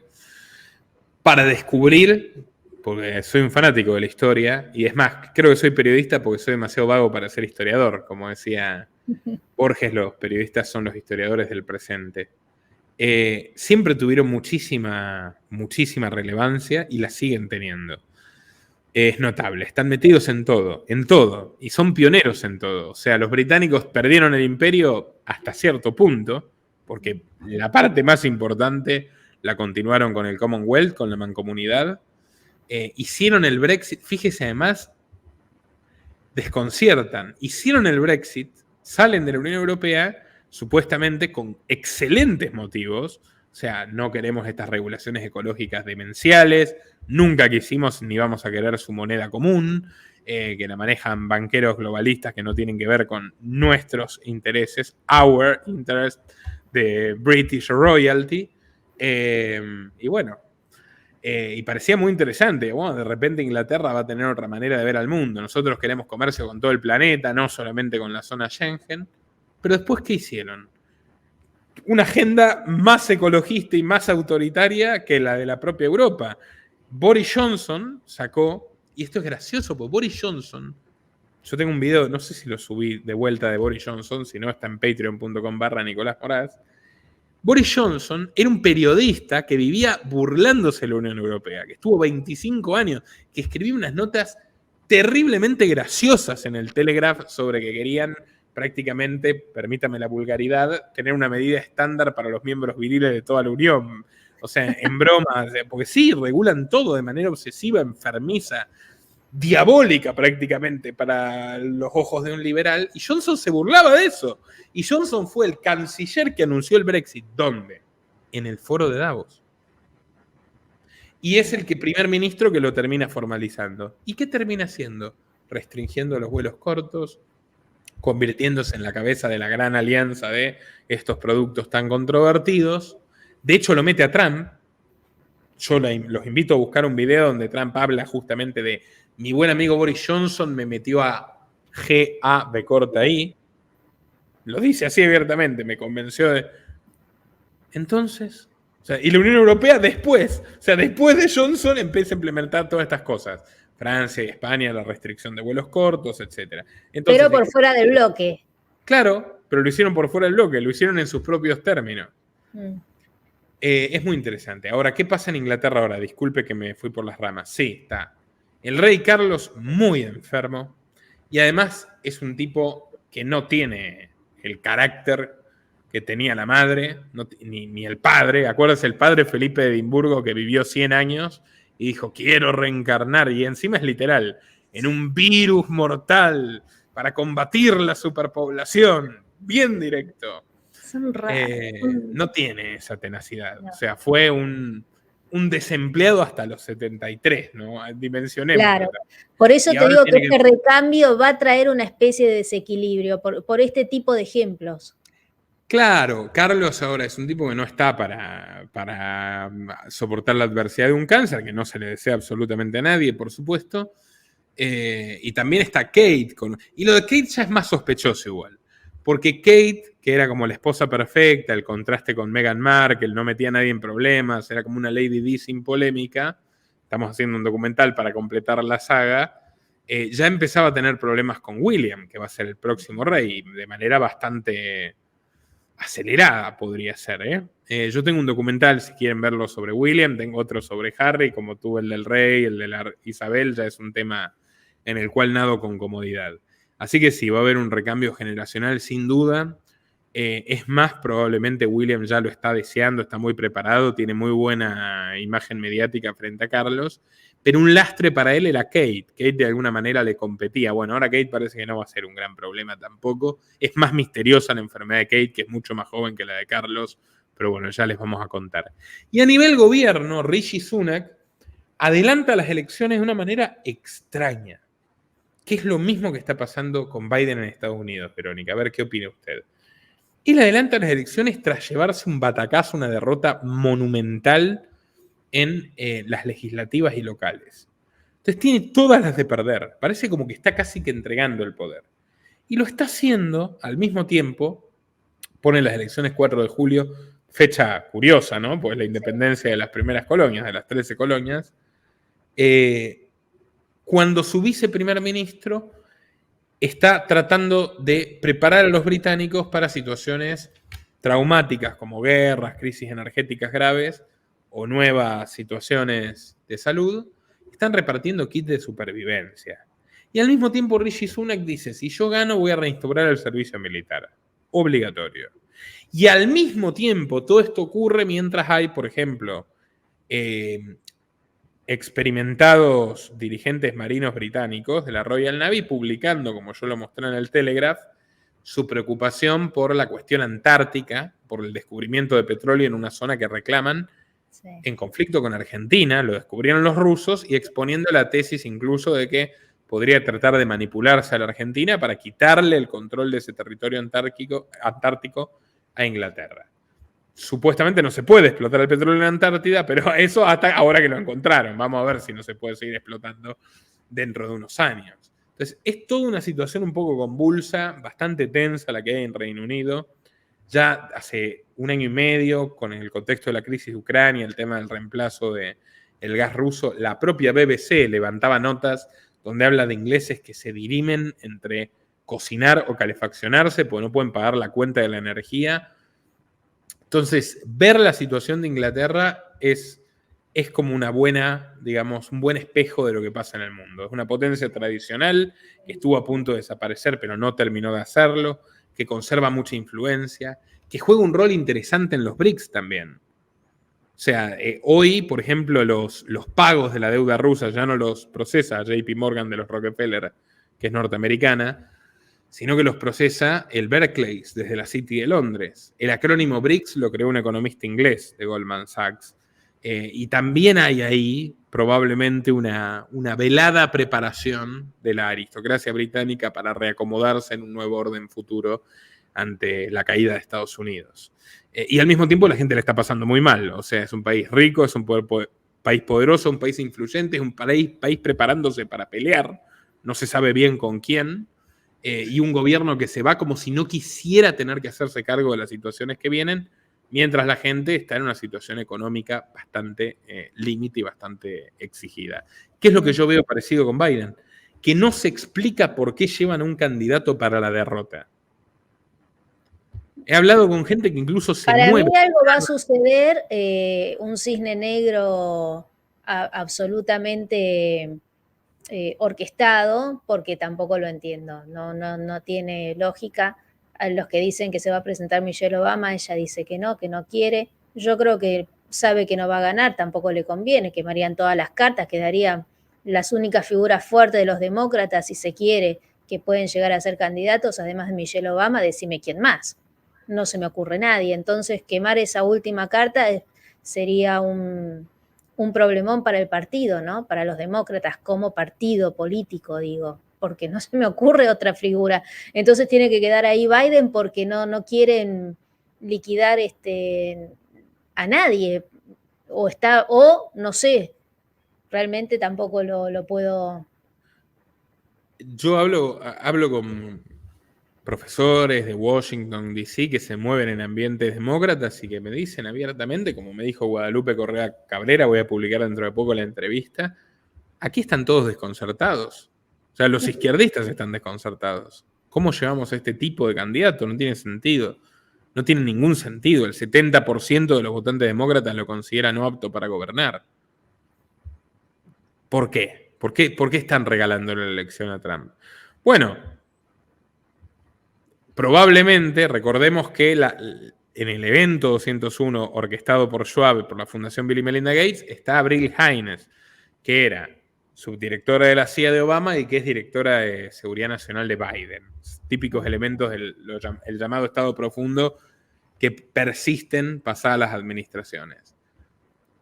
Ellos sabían probablemente, cuando Trump ganó en 2016, que iban a pasar cosas bastante turbias en los próximos 4 años. Yo creo que ellos saben que van a pasar cosas bastante turbias, ya sea planificadas o no, tal vez porque ven una explosión incontenible en los próximos 4 años. Esa sería mi tesis más creíble y prefieren que le explote a Trump y eventualmente sepulte al fenómeno trumpista o no, pero en cualquier caso van a mantener la farsa del recambio. Cuando aplastaron con la retórica de la crisis de 2020 a Trump, lo pusieron a Biden. Ahora vuelve Trump y cuando lo explote, vaya uno a saber qué crisis, tal vez la que ve Sunak venir, pondrán a otro demócrata para que lo reemplace.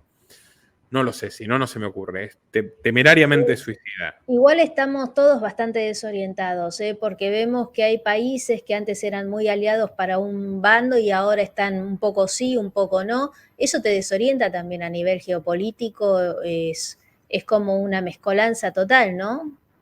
Sí, igual hay que entender también que los norteamericanos no se van a ningún lado. O sea, si uno piensa de manera un poco más amplia y menos focal, si uno piensa el cuadro focal, dice, bueno, los norteamericanos conservan el 65% de las operaciones de comercio mundial que se realizan en dólares. Cifra súper alta, si uno lo mide históricamente. Es menos que el 80%, porque hace unos años tenían el 80%.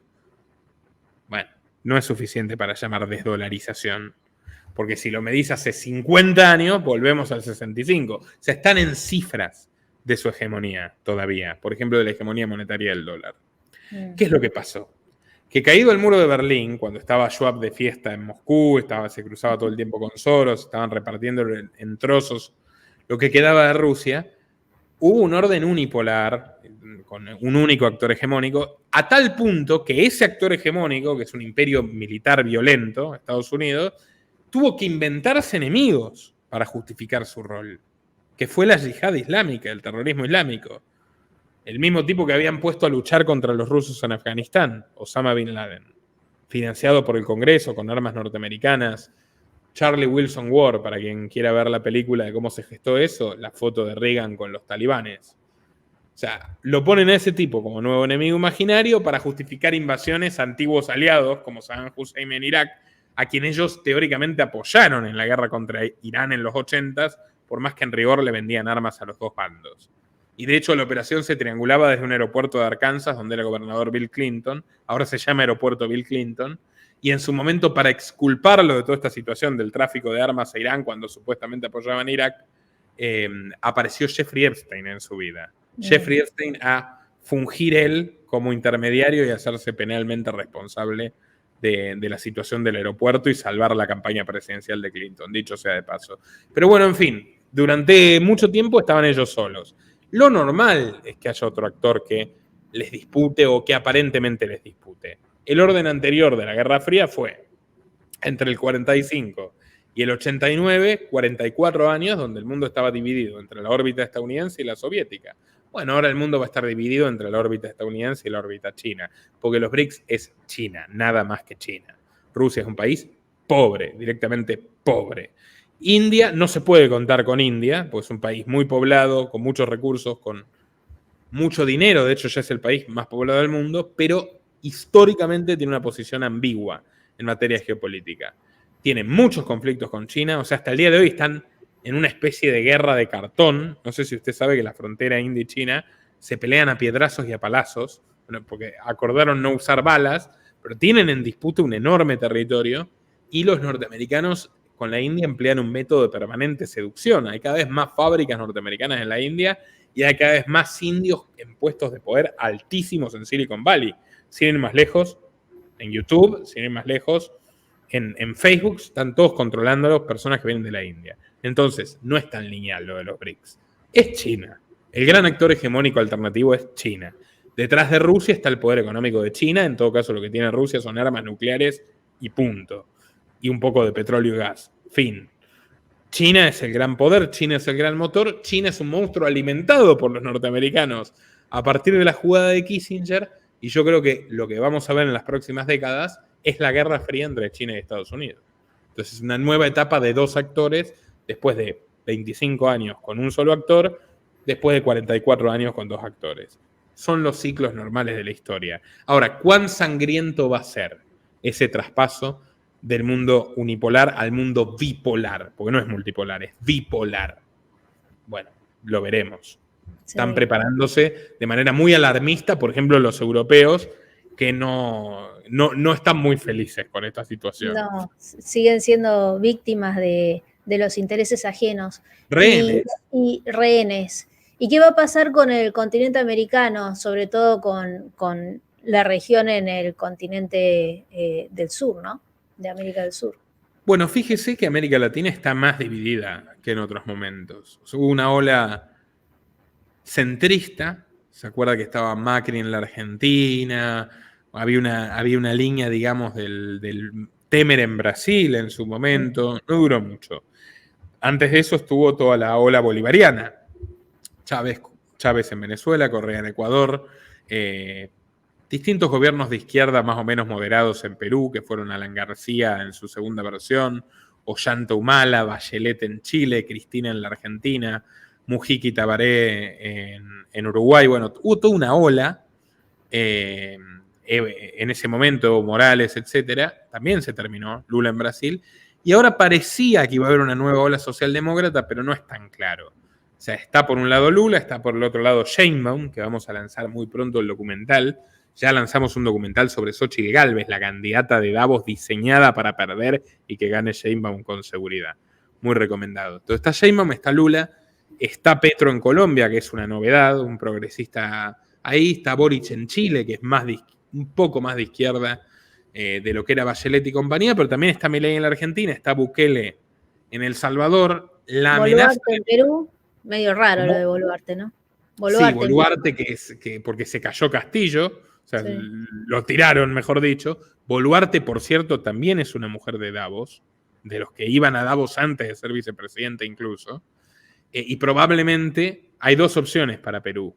O gana directamente Antauro Humala, que es un nazi, o sea, lo pueden buscar, es nazi, o sea, el tipo está partidario de fusilar homosexuales, realmente quiere generar un sistema de apartheid contra quienes no pertenecen a las etnias del sur de Perú que él representa, una cosa terrible.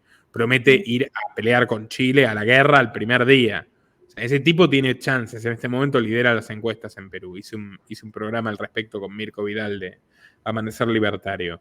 Y si no, va a ganar derechista populista, que podría ser Aliaga, el actual alcalde de Lima. Tendrían que estar unidos muchos sectores dispersos.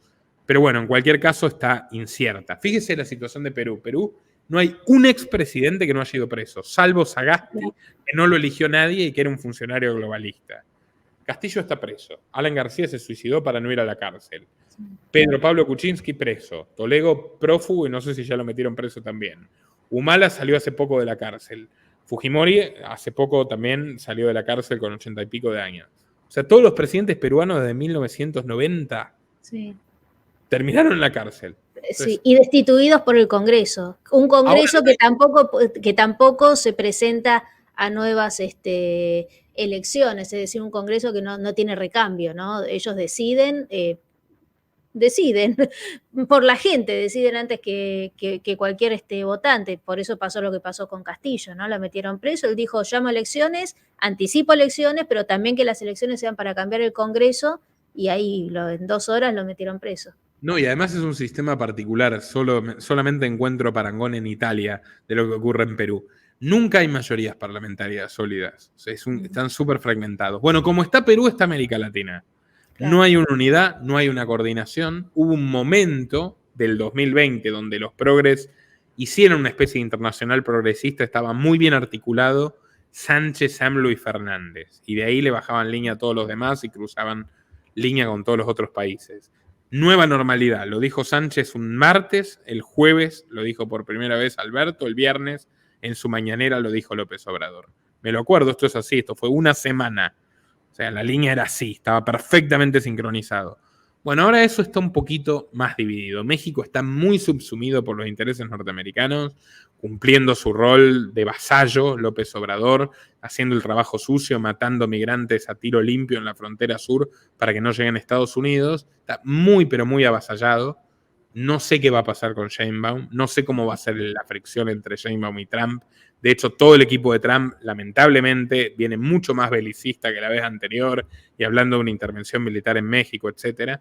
No sé qué va a pasar con México, pero México está muy atraído por sus problemas internos. Igual es muy difícil para un dirigente en México llevarse mal con los Estados Unidos, ¿no? Sí. Es muy casi que si vas a gobernar tenés que lidiar con eso de alguna manera porque, no sé, es difícil para cualquiera que no tenga la frontera con Estados Unidos, imagínate ahí.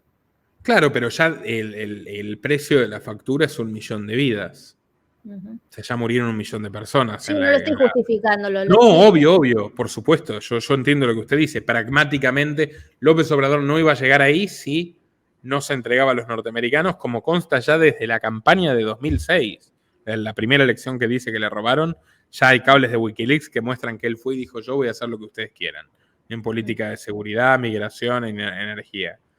Sí, obvio, pero el vasallaje en México es cada vez peor. Era terrible antes de AMLO, pero ahora es cada vez peor. Hay que ver qué ocurre con Sheinbaum, porque ya la retórica norteamericana nunca es suficiente. Como nadie nos opone resistencia, nos abusamos, y ahora ya directamente ponen sobre la mesa entrar con el ejército con o sin permiso del gobierno mexicano a combatir los cárteles. Que los cárteles, esto lo cuenta muy bien Guadalupe Correa Cabrera, que es profesora en Estados Unidos, es mexicana, estuvo 20 años trabajando en la frontera. Los cárteles en realidad son una figura un poco fantasmagórica. Son grandes empresas criminales que se dedican a todo tipo de sectores y dicen el narco. No es solamente el narco. Es un montón de es tráfico de personas, por ejemplo. Es tráfico de armas. ¿De dónde salen las armas de los cárteles? De Estados Unidos. Bueno, en fin. Entonces México está con ese problema. Fíjese que no hay ningún liderazgo claro en Sudamérica. O sea, Petro no tiene cómo hacerlo, tiene un montón de problemas en Colombia. Milei es irrelevante en el plano internacional. El único aliado que puede conseguir es Bukele. Hace poco fue su acto de asunción. Entonces, está bastante fragmentada y está en un escenario de pelea salvaje por los recursos entre Estados Unidos y China. Caso testigo, el litio. ¿Por qué López Obrador estatizó el litio en México? Esto lo sabe bien Luenga, lo sabe bien Guadalupe. Yo les debo un programa sobre el tema, porque fui armando la foto a partir de la visita de Elon Musk al estado de Sonora. ¿Por qué estatizó el litio en México? Porque básicamente los norteamericanos querían garantizarse la provisión de litio mexicano y bloquear a China. Y la manera era: yo controlo el gobierno mexicano, el gobierno estatiza el litio es mío. Hicieron exactamente lo mismo en Chile con Boric. Pero fíjense, Boric estatiza el litio y básicamente se van las empresas mineras chinas, se quedan las empresas norteamericanas. Significa que la estatización sirve a los norteamericanos. Y en la Argentina lo administraron primero con Massa y ahora con Milei, pero especialmente con Massa, en una forma de soborno a través de la deuda con el fondo. Yo te perdono tus incumplimientos de la deuda con el fondo, pero hay 3 condiciones. Número 1, no hubiera podido existir el plan Platita sin esas 3 condiciones. Número 1, me sacás a los chinos del litio, me aumentás drásticamente mi participación. Y eso pasó. En 2020, cuando llegó a invertir Bill Gates, días antes del encierro y que se dispara el precio del litio por las altas demandas de baterías de computadoras y teléfonos, el 80% del mercado del litio argentino lo manejaba China. Hoy, el 60 y pico % lo maneja Estados Unidos, Nueva Zelanda, Canadá y Australia, una especie de coalición de mineras del eje de Washington. Sí. Y a China le queda el 40%. Entonces, se hizo esa transferencia de explotaciones mineras en favor de Estados Unidos. Segundo punto era la hidrovía. Ya había una empresa china que prácticamente había ganado la concesión del dragado, le retiraron la concesión y se lo terminaron dando a una de estas tradicionales empresas, no sé si belga o holandesa, que son más afines a Norteamérica. Y lo último era la gran base que querían armar portuaria y militar los chinos en Tierra del Fuego, porque en una hipótesis de conflicto, y realmente se maneja hoy, cosa que no era así hace años, se manejan reales hipótesis de conflicto militar directo entre China y Estados Unidos, los chinos saben que pierden el canal de Panamá. Entonces, para llegar al Atlántico necesitaban Tierra del Fuego. Tenían todo hasta financiado, al gobernador de Tierra del Fuego comprado, que se llama Gustavo Melela, y Massa le dijo: mirá, Gustavo, lo siento, hasta acá llegamos. Y Milei lo clausuró de manera definitiva al proyecto, lo enterró. Y trajo tropas norteamericanas, después de la reunión con Richardson, que desembarcaron a las mismas bases en Misiones, Tierra del Fuego, Salta y Neuquén, que instaló Macri. Y durante los 4 años de Alberto y Cristina nadie habló de las bases, pero las bases siguieron ahí. Entonces, hay una base china, súper controversial, la de Neuquén, que instaló Cristina, pero hay 4 bases americanas. Nadie habla de las 4 bases americanas. Bueno, en esa disputa ya salvaje por repartirse la torta y donde esa dispersión y enfrentamiento político entre los países latinoamericanos es muy conveniente, creo que es como será el escenario de los próximos años, por lo menos en el mediano plazo. Una divinura, Nico. Bueno, acuérdense que interesantísimo todo lo que nos contaste. Este es el documental del queridísimo y loco Klaus Schwab. Ahí está hablando Lustó, y vos decías, lo puse, lo que... Y bueno, la verdad, te felicito por tu trabajo como siempre. Y sobre todo porque siempre estás dispuesto a este tipo de entrevistas, a hablar con los colegas, así que doble gratitud. No, la gratitud es mía, Verónica. Yo le propuse, de hecho, hacer este programa, porque sabía que le iba a interesar a su audiencia. Le agradezco mucho a usted la recomendación del documental de Joao, que ahí está para quien lo quiera ver. Y bueno, todo este tiempo que hemos compartido ha sido muy grata la conversación, como siempre. ¿Hace cuánto que estás con el canal, Nico? Y profesionalmente desde abril del 2020, así que ya son cuatro años. Así Wow. de dedicación exclusiva o principal al canal. Sí, claro, ya es tu trabajo, es tu canal de ingresos, de vocación, de todo. Sí, es un equipo grande y obviamente cuesta mantenerlo. Hoy estamos publicando ya prácticamente 2 videos por día, todos los días. Impresionante. Sí. Resubimos algún contenido previo pues nosotros tuvimos la desmonetización, que usted nos ayudó en ese momento también a visibilizar el caso. Y después de eso yo retiré mucho contenido, lo estamos reincorporando, pero fundamentalmente son videos nuevos. Estamos produciendo 50 videos por mes prácticamente, así que sí, tratando de cubrir todos los aspectos relevantes de la realidad. Muchas gracias. No, gracias a vos, Nico. Y bueno, lo último que te quiero preguntar, muy cortito si querés, es cómo visualizás el periodismo de la televisión, de la radio. ¿Crees que está francamente te está pasando una crisis de credibilidad impactante, diría yo, ¿no? ¿Cómo lo ves vos? Bueno, yo noto que se ha sincerado un poco una cuestión que tiene que ver con el periodismo de trinchera. Los periódicos de la Revolución Francesa nacieron precisamente con partidos o hasta grupúsculos dentro de los partidos que tenían su gacetilla y las repartían en la calle, y esos fueron los primeros periódicos. Y después tuvimos el proceso por el cual se convirtieron en corporaciones, con William Randolph Hearst y Pulitzer en Estados Unidos, que por cierto crearon el sensacionalismo. Y en realidad el sensacionalismo no es tan malo. Lo malo es mentir y manipular. La exageración es la lupa sobre la realidad. No, y además es ponerle estética a las noticias para que llamen la atención, para que la gente se prenda, es el gancho, claro, digamos. El inventor fue Pulitzer, de hecho los premios Pulitzer al periodismo del mainstream, que son los más importantes, llevan el nombre de él, que fue el inventor del sensacionalismo y demás. Pero por lo menos en una óptica comercial. Ahora ya se fueron de mambo con Hearst y llegó William Randolph Hearst, en quien se basa la película Citizen Kane, llegó a mandar una división para que hundan un barco, el Maine, de población civil americana, y generar la guerra con Cuba, que ya era casi inminente, pero desencadenarla y vender más diarios. Claro. Es un tema. Bueno, yo creo que ahora la mayoría de la gente escucha a quien quiere escuchar. El mejor negocio del mundo para alguien como nosotros sería agarrar y decir, ¿quién es popular en Estados Unidos? Trump, vamos a defender a Trump en Internet.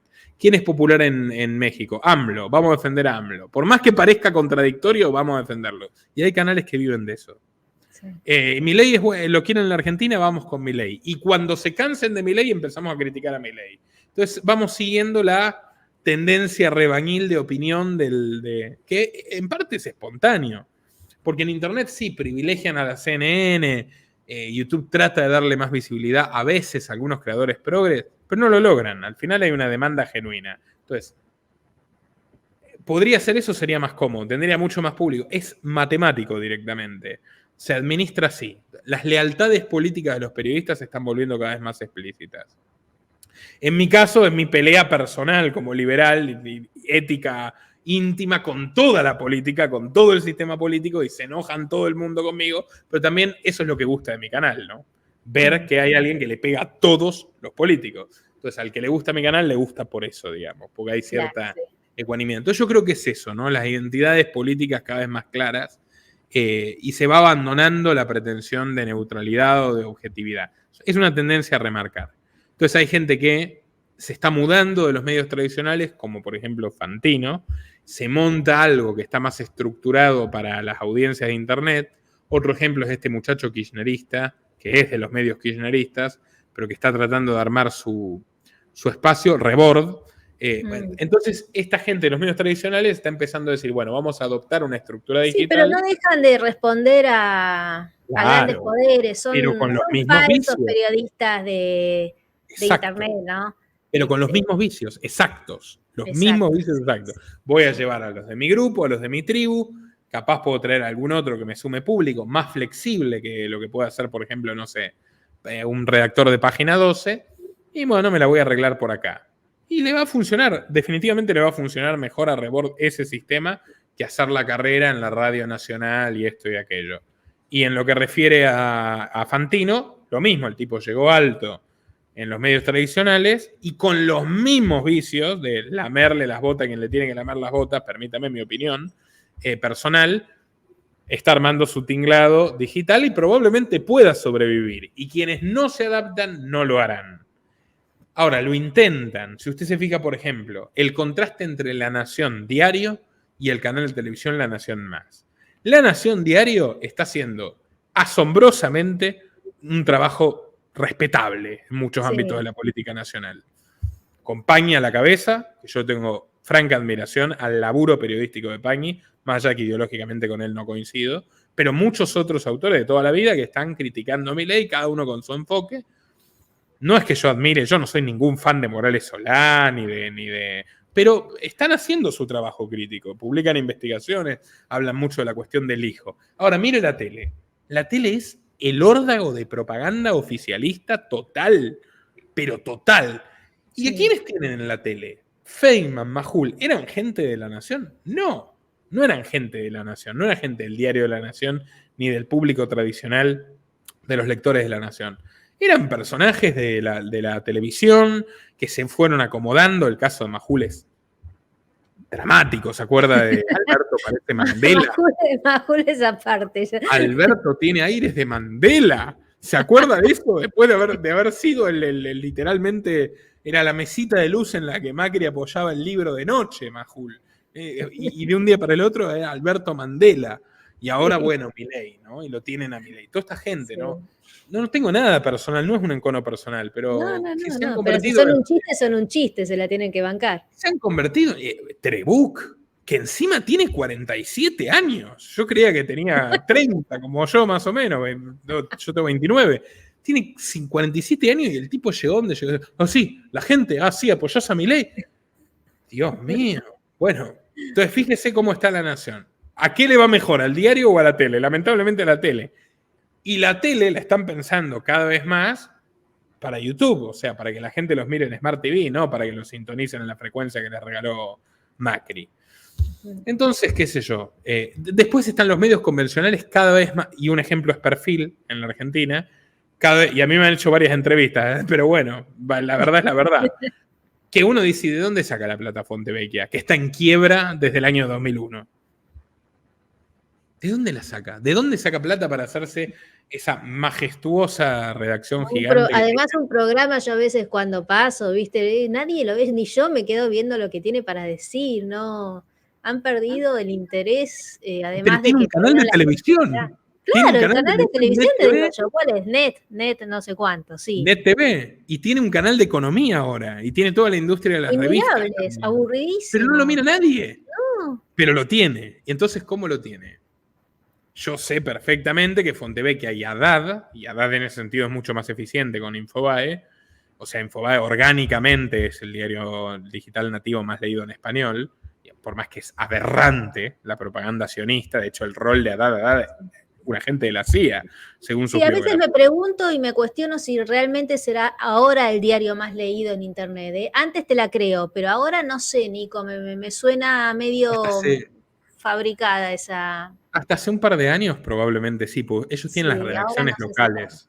Sí. Y además Haddad es un tipo que sabe el negocio, pone a redactar propaganda sionista de la embajada norteamericana, pero pone a redactar a gente que sabe. Tiene muchos columnistas de 80 años. Mm. Como Gustavo Serra, corresponsal de guerra, yo lo conocí en su día.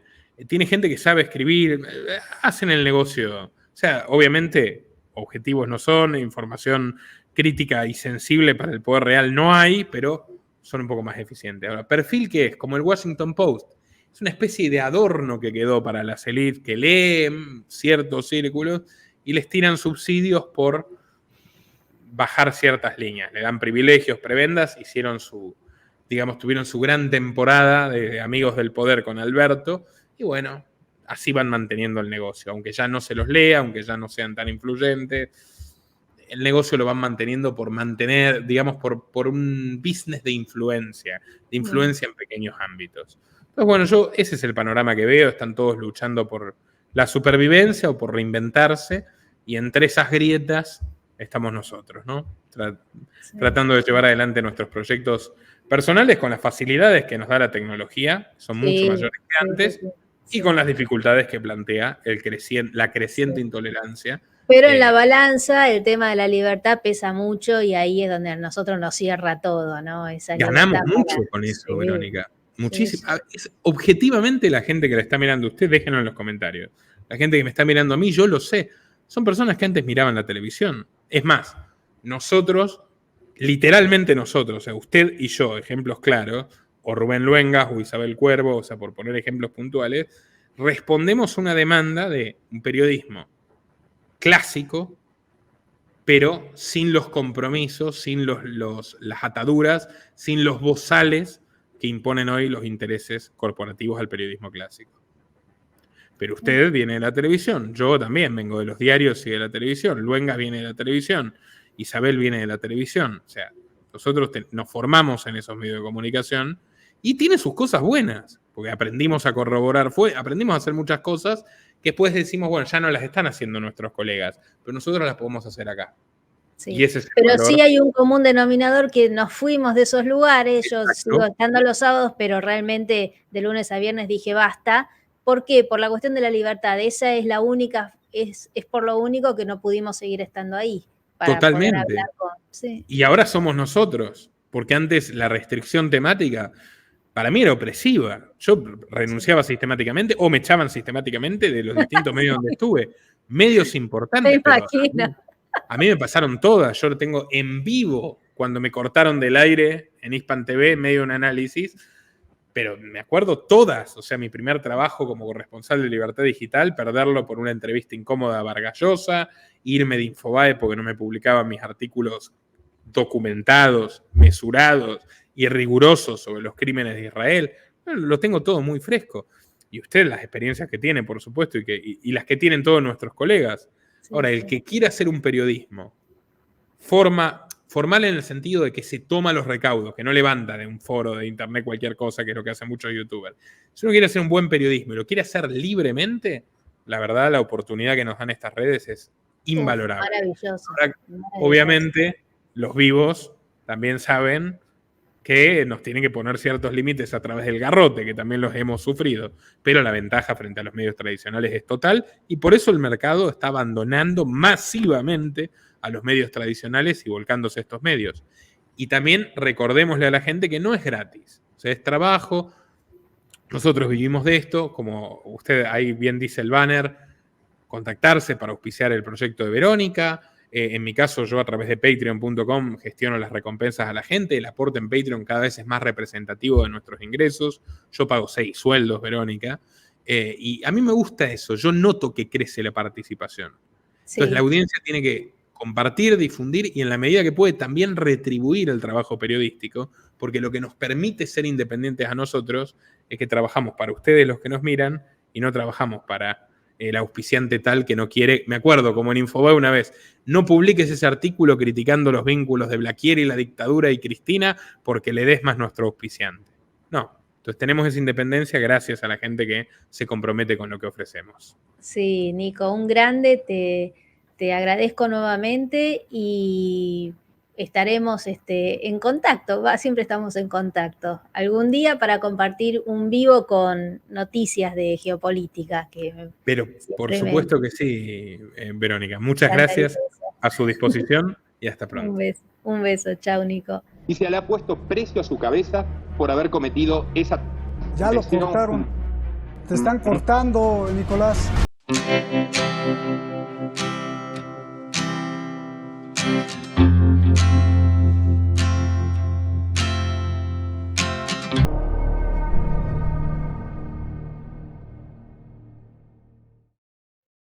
Nuestro trabajo depende de tu apoyo. Para que siga siendo posible, realiza tu aporte desde tan solo $3 por mes a través de Patreon, en los enlaces que figuran en la descripción o en el comentario fijado. También podés hacerlo vía Bitcoin o desde la opción Unirte de YouTube. Y si estás en Argentina, elegí el medio de pago de tu preferencia a través de Mercado Pago. Quienes nos apoyen en Patreon a partir de $5 mensuales tendrán acceso a análisis, entrevistas, conferencias y documentales exclusivos. También tenemos opciones para sponsors. Así que publicita con nosotros a través de patreon.com/Nicolás Moraz.